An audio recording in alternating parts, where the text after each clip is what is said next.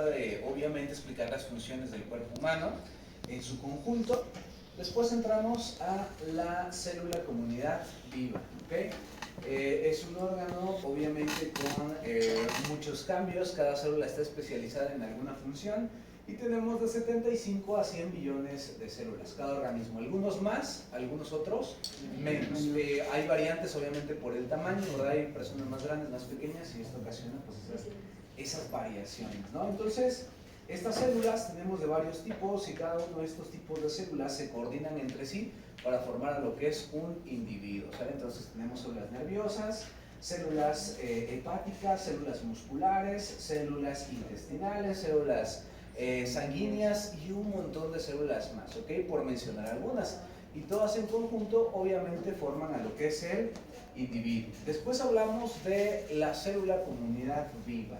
En este caso habíamos comentado que tenían 3 funciones específicas y una más que habíamos agregado, pero las más importantes eran 3, ¿ok? Entonces estas funciones las hacen todas las células. Uno, en todas ellas el oxígeno se combina con los productos del metabolismo de la grasa, principalmente los hidratos de carbono, las proteínas, para poder liberar la energía necesaria para mantener las funciones. 2, prácticamente todas las células tienen la capacidad de reproducirse y siempre que se destruyen las células, las que quedan se regeneran para poder restaurar el cupo, ¿sale?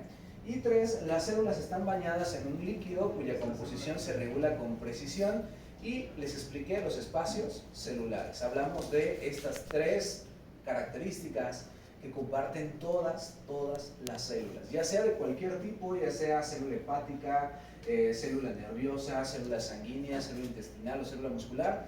Todas estas células y todas las células del organismo competen o comparten estas 3 características especiales, ¿ok?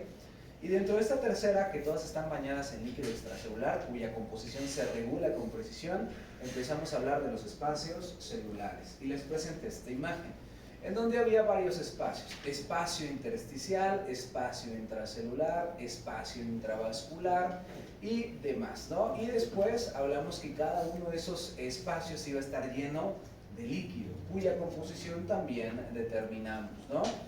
Aquí el líquido intracelular, el líquido intersticial, el líquido intravascular, ¿ok? Dentro del líquido extracelular íbamos a tener este líquido intersticial, que es todo lo que está entre las células, líquido intravascular, que es lo que está en el interior de los vasos, y de estos dos se iba a componer el líquido extracelular. Y aparte, en otra división iba a estar el líquido intracelular, ¿ok? Posterior a eso les puse esta imagen que era la misma analogía, ¿verdad? Aquí están las células, líquido intracelular, este es el intersticio, todo esto de acá, líquido intersticial, y obviamente lo que está aquí es el líquido intravascular, ¿ok? Posterior a eso les hablé de la teoría de Starling o Stirling, cómo pasaba una arteria a convertirse en una vénula, y realmente no están obviamente divididas, sino están anastomosadas y están juntas, y esto se hace por el siguiente mecanismos de filtración. En este caso teníamos varias presiones. La primera presión que vimos acá, ¿sale? Habíamos comentado que íbamos a tener presión hidrostática, ¿sale? La presión hidrostática era una presión generalmente causada o generada por un órgano que era el corazón. Se lo voy a poner acá. Presión hidrostática, ¿sale? La presión hidrostática estaba generada por el corazón, ¿ok? Y luego tenemos otra presión que era la presión oncótica, oncos derivado de proteína, y en este caso la generaba una proteína que se denominaba albúmina, ¿sale? Entonces la presión hidrostática la genera el corazón. En cuanto a la presión hidrostática, generalmente la presión hidrostática es una presión positiva que genera filtración, ¿ok? Hace que los líquidos salgan de los vasos sanguíneos. La presión oncótica está generada por una proteína que se llama albúmina, y esa albúmina es una proteína bastante grande que se encuentra en el interior de los vasos y que, a excepción de esta o a diferencia de esta, no causa filtración hacia afuera, sino causa reabsorción. Por lo tanto, es una presión de índole negativa, ¿sale? La albúmina jamás sale de los vasos sanguíneos, permanece acá adentro porque está muy grande, es una proteína muy grande, de alto peso molecular. Aquí la tenemos y funciona como un imán de líquidos. Nunca sale de los vasos sanguíneos, pero funciona como un imán de líquidos. Ok, entonces en ambos lados teníamos ambas presiones. Teníamos de este lado, del lado izquierdo, del lado arterial, presión hidrostática. ¿Okay? Tenemos presión hidrostática. Dentro de la presión hidrostática de este lado, como están las arterias, estas arterias están más cerca de ¿quién? El corazón. Del corazón. Por lo tanto, aquí la presión hidrostática tiene un valor de 35 milímetros de mercurio. Del lado venoso, como está más lejos, está más alejado, íbamos a perder presión hidrostática. Y aquí la presión hidrostática, en este caso, iba a ser de 18 milímetros de mercurio. ¿Okay? La presión oncótica, como las proteínas jamás salen de los vasos y los vasos están anastomosados, o sea, juntos. En este caso, la presión oncótica siempre iba a ser de 25 milímetros de mercurio, y del lado venoso también iba a ser de 25 milímetros de mercurio. ¿Ok? En este caso, aquí vamos a tener una diferencia de presiones 35 y 25, o sea que 35 era lo que salía y 25 era lo que ingresaba. Obviamente es mayor la presión hidrostática, por lo tanto aquí tenemos una filtración, ¿ok? Con una diferencia de presiones de más 10, ¿ok? Por lo tanto la sangre obviamente salía, bueno, no la sangre, los líquidos salían. Después de este lado, obviamente la presión hidrostática desciende por la distancia en la que hay, la oncótica se permanece constante, y en este caso tenemos una diferencia de presiones de menos 7. ¿Por qué menos 7? Acuérdense que la presión oncótica que es negativa, por lo tanto va a haber una reabsorción, y en este caso vamos a reabsorber con esta presión, menos 7 milímetros de mercurio. Esto hace que los líquidos salgan, y obviamente del otro lado los líquidos se vuelven a reabsorber por esta diferencia de presiones, ¿ok? Más adelante, conforme avancemos en las clases, vamos a ver que aquí se queda un excedente de líquido. Ese líquido se va a través de los linfáticos, pero eso ya lo vemos más adelante, ¿ok? ¿Dudas o preguntas hasta acá? ¿Presiones de filtración y demás? ¿No hay ninguna pregunta? No. Entonces, esos líquidos, como decía la diapositiva anterior, se regulan con bastante precisión. Y precisamente hablando de precisión y de regulación de todos esos elementos, en nuestro organismo tenemos varios mecanismos que nos van a generar equilibrio, o en este caso a lo que nosotros en fisiología le denominamos homeostasis. Por lo tanto, posterior a esta diapositiva, si no me equivoco, vimos mecanismos homeostáticos. ¿Ok? Vamos a ver. Sí. Mecanismos homeostáticos de los principales sistemas funcionales. No les hablé de Da Vinci y demás, ¿no?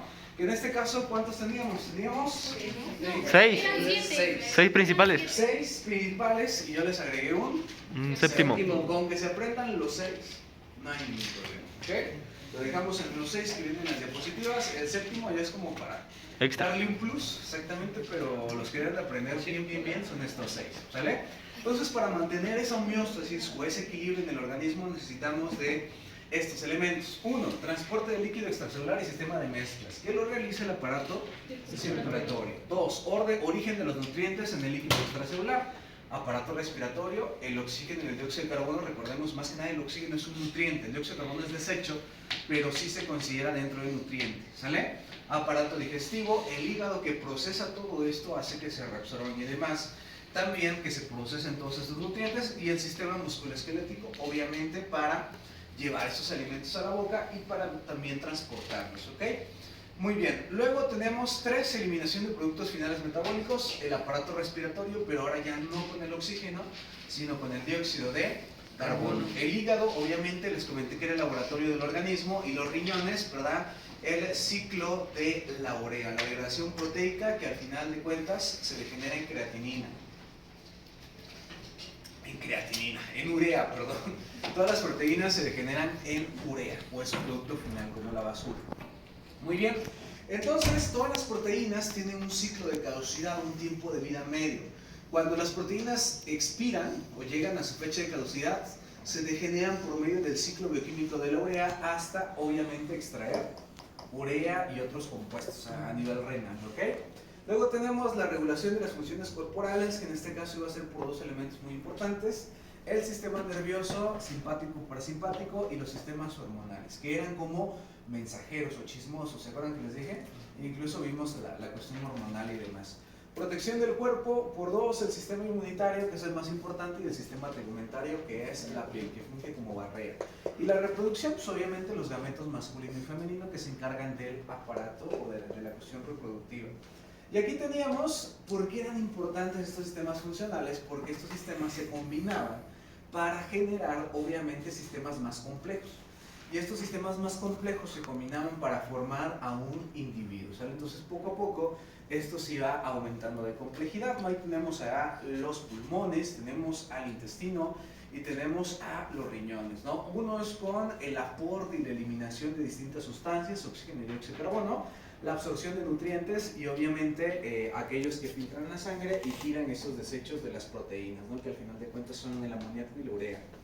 Muy bien, entonces luego vimos, ¿verdad?, sistemas de control del organismo. Dentro de los sistemas de control habíamos comentado que teníamos varios sistemas genéticos y sistemas de control que actúan dentro de los órganos para interacciones entre órganos. El sistema genético, pues obviamente toda la información para todas las proteínas, para todos los procesos, vienen información genética, ¿ok? Entonces, en estos dos gametos, masculino y femenino, viene toda la información o todas las instrucciones para construir a un individuo, ¿ok? En este caso, posterior a esto, que son los más importantes, los sistemas de control, los genéticos, tenemos a sistemas de control que actúan dentro de los órganos para controlar interacciones entre órganos, ¿sale? Entonces, el siguiente sistema de información ya no es ese sistema para construir individuos, sino es las instrucciones de cómo se va a comportar cada órgano. ¿Sabes qué? Tu pulmón vas a absorber oxígeno y vas a excretar dióxido de carbono. Tu riñón te vas a encargar de la filtración sanguínea. El hígado se va a encargar de una infinidad de procesos, ¿no? Por lo tanto, son sistemas de control dentro de los propios órganos. ¿Cómo cuáles? Concentraciones de oxígeno y dióxido de carbono en el sistema extracelular, sistema nervioso y el aparato respiratorio y sistema endocrino y el riñón. Mencionando algunos. Hay muchísimos, pero son de algunos de los más habituales, ¿ok? Muy bien, y después de esto vimos cuál era la importancia de mantener un equilibrio tan estricto en estas cuestiones, que el líquido extracelular se regula con precisión, gracias al sistema de filtración de la ley de la teoría de Starling, que es la filtración de la presión hidrostática y presión oncótica, que ahí influyen otras presiones que más adelante pues las vamos a ver. La bomba linfática también influye ahí, influye también la presión coloidosmótica de los líquidos del plasma y demás. Hay muchos factores, pero entre los básicos y principales para su nivel pues están estos nada más, que es la presión hidrostática y la presión oncótica. Y después les puse esta tabla. Esta tabla venían los valores obviamente más habituales dentro de lo que lo vamos a manejar.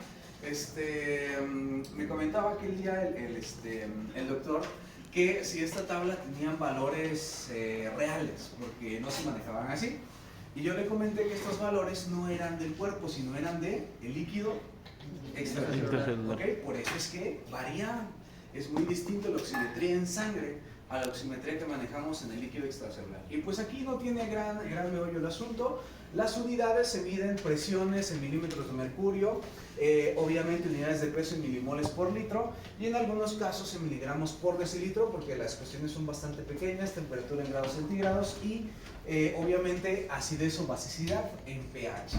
Tenemos promedio de valores normales, tenemos intervalo normal y tenemos límite no mortal aproximado. Y se los comenté que se lo tienen que aprender de memoria. ¿Hace cuánto? Casi un mes, ¿verdad? Muy bien, entonces para este momento ya debe estar al 100.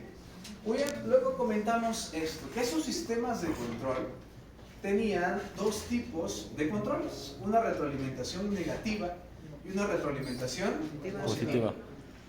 Negativa, que era un estímulo en una dirección y el otro era completamente en la dirección opuesta.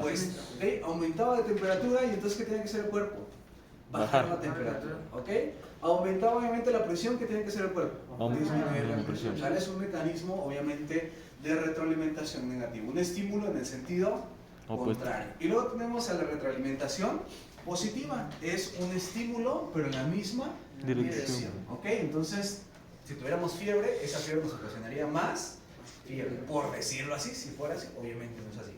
Esto creo que pusimos un ejemplo en cuanto al sangrado. ¿Se acuerdan? Sí. Que pusimos a sangrar a una persona y obviamente disminuía la presión, y para compensar esa disminución de presión el corazón bombeaba más rápido y eso hacía que se perdiera más sangre. Entonces fue un sistema de retroalimentación positivo. La mayor cantidad de sistemas de retroalimentación, que son de retroalimentación negativa o positiva. Negativa. El 89-90% de los sistemas son de retroalimentación negativa. ¿Okay? Después hablamos de la composición celular. Dentro de la composición celular ya nos enfocamos en la célula como tal. En este caso les dije el porcentaje de agua, los electrolitos que tenía, los pregunté, también se los pedí que se los aprendieran, ¿verdad? El calcio, magnesio, fosfato, sulfato, sodio, cloro y calcio. Proteínas de 10 a 20%, lípidos 2%, hidratos de carbono del 1 a 3%. ¿Sale? Entonces, la materia seca es todo esto de acá, materia agua, materia húmeda, esto de acá. ¿Sale? Entonces, solamente del 30 o del 25 al 30% es de materia seca. ¿Ok? Entonces nosotros no es que estemos gorditos, sino que estamos ¿qué? Llenitos de agua. ¿No? Muy bien, entonces 25% de su peso, si pesan 100, en lugar de pesar 100, pesarían 25 a 30 kilos realmente de materia seca, ¿no? Muy bien, entonces después hablamos de los organelos de la célula. ¿Sale? Hablamos de la membrana celular, hablamos del retículo endoplasmático, hablamos del Golgi, hablamos de los lisosomas, hablamos un poquito de las mitocondrias, quedó pendiente esa clase, que todavía la tenemos pendiente, orgánulos del citoplasma y empezamos con la membrana. La membrana celular estaba formada por una gran cantidad de fosfolípidos, acomodados obviamente o compuestos por colesterol y también obviamente fosfolípidos, una fracción lipídica y otros lípidos con fósforo adheridos a esas pequeñas colitas, ¿no? Después habíamos comentado que tenían dos capas, ¿verdad? De hecho, era como un sándwich, una capa superior y una capa inferior. Y dentro de esas capas íbamos a encontrar varios tipos de proteínas, dentro de las cuales tenemos a las proteínas integrales, ¿verdad? También conocidas como proteínas globulares. Integrales porque atravesaban toda la membrana. También teníamos proteínas de canal o proteínas de transporte, que son estas de acá. Teníamos proteínas periféricas. También teníamos proteínas con glucosa, que se llamaban glucoproteínas. También teníamos alfa hélice, que eran también proteínas integrales, pero de otra índole. Y después comentarnos que estos hidratos de carbono que teníamos acá, los glucolípidos y las glucoproteínas, y también estas proteínas integrales con glucosa adheridas a sus membranas, iban a formar lo que se llamaba glucocáliz. ¿Sí se acuerdan? Sí. Ese glucocáliz iba a tener 4 funciones muy importantes.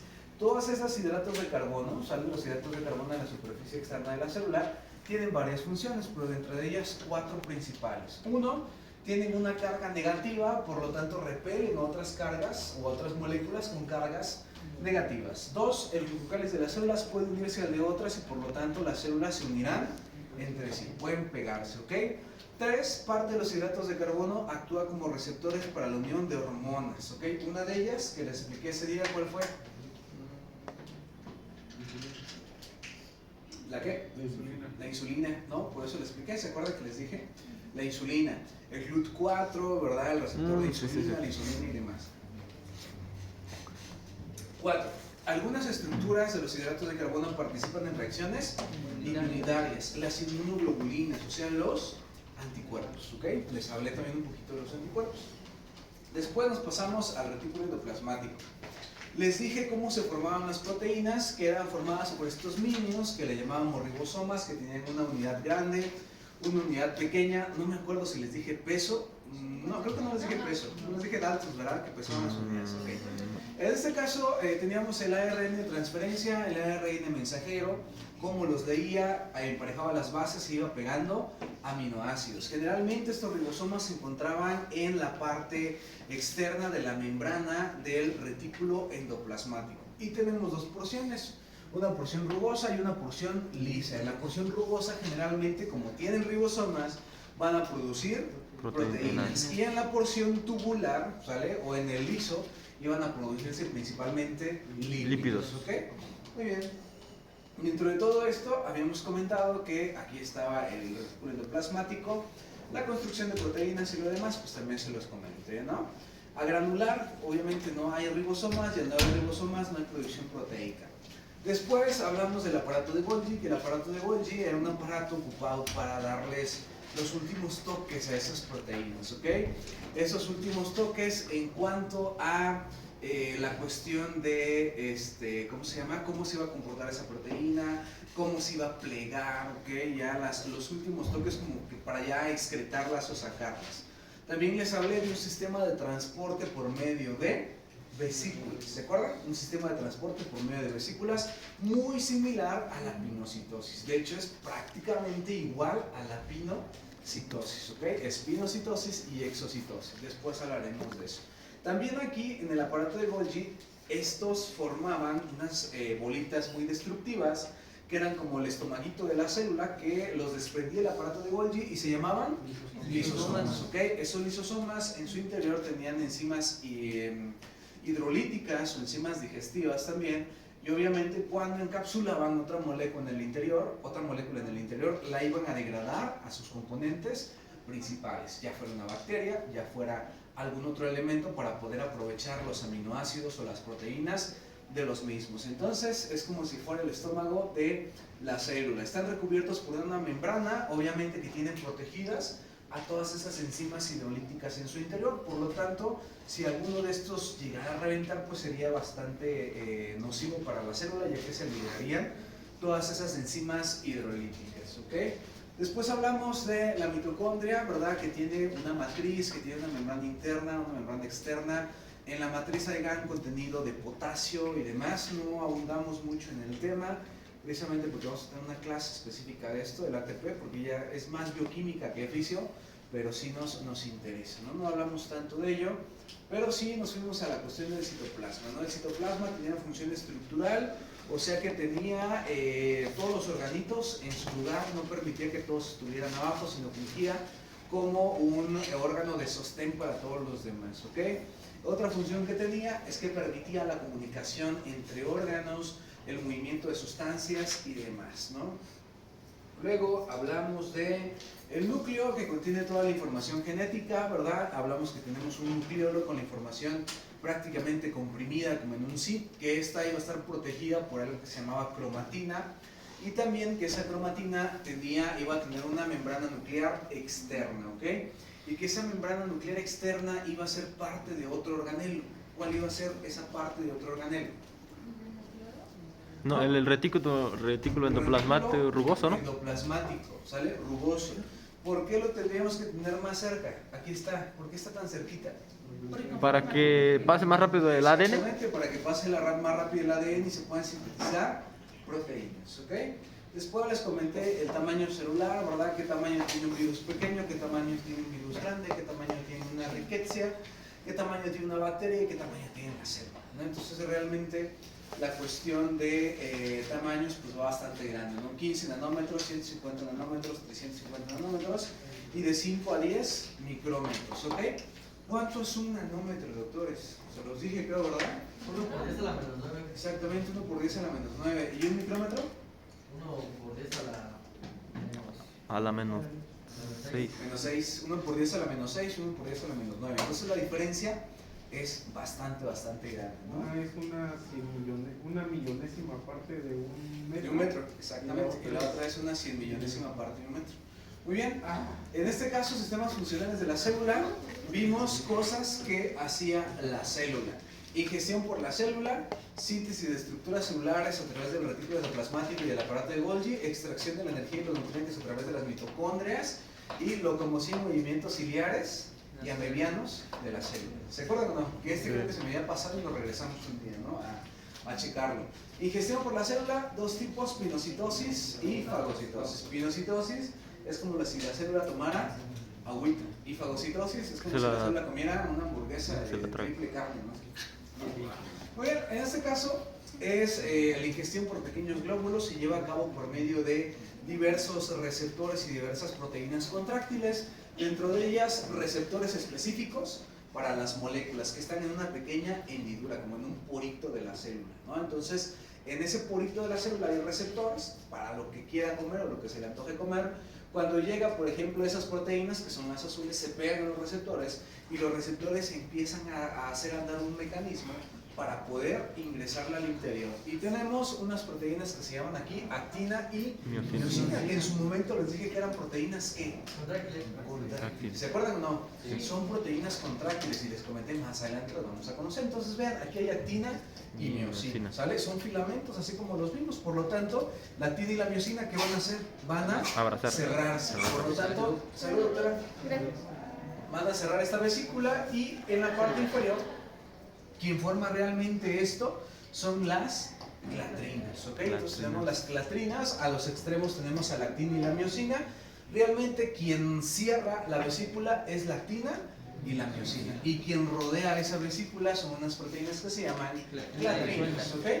Y la fagocitosis, pues obviamente es mediada por receptores, y dentro de la fagocitosis, pues es la ingestión prácticamente de células de tejido en degeneración, o sea, tejido muerto, o otras células o bacterias, ¿no? Y después les mostré una imagen de cómo se realizaba la digestión por medio de lisosomas y la endocitosis o la pinocitosis. Aquí tenemos los receptores, ¿verdad? Tenemos los receptores, ingresan o ingieren la pequeña vesícula. Después los lisosomas con enzimas hidrolíticas se combinan con esta vesícula pinocítica y van a formar una vesícula digestiva. Esa vesícula digestiva obviamente va a generar los elementos que nos van a servir y aquellos que no se van a excretar, como un proceso de pinocitosis pero en reversa, ¿ok? Ahora en lugar de ingerir la vamos a excretar. Aquí la actina y la miosina se separan, al separarse las clatrinas otra vez vuelven a extenderse y liberan el contenido. Muy bien, después teníamos los cuatámeros, la cuestión de transporte por el aparato de Golgi y el retículo endoplasmático rugoso, ¿sale?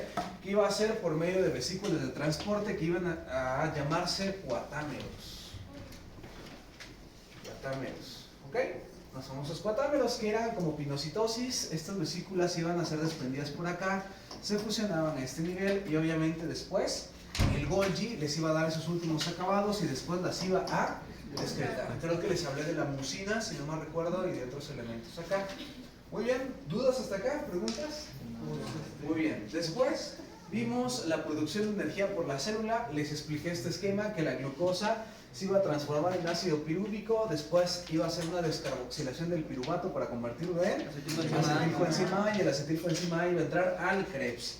Iban a entrar 36 ADPs y iban a salir 36 ATPs, ¿ok? Y en este caso, obviamente iba a ingresar oxígeno para poder ingresar al mecanismo oxidativo del Krebs y se iba a excretar dióxido de carbono. Como resultado de este metabolismo íbamos a tener el dióxido de carbono y agua. ¿Cuánta agua cada 24 horas? Se los dije, creo. 125 mililitros. 125 mililitros de agua metabólica son los que tenemos por ese tipo de... Muy bien, de filtración de construcción por medio de la ruta metabólica. Y de acá nos pasamos a músculo, ¿no? El músculo pues creo que ya está más fresco, ¿no? Bien, doctores, pues sería todo.